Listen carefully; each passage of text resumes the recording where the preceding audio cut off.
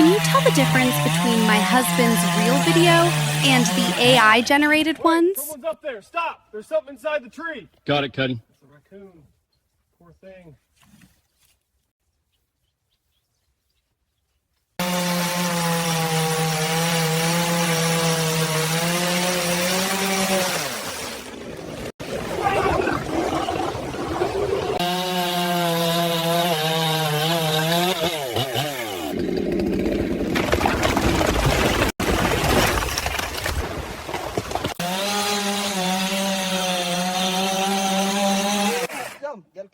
Take it slow. That trunk won't move. No lean yet. It's This holding. thing's like stone. That's enough. Half cut only. Good call. We leave it like this.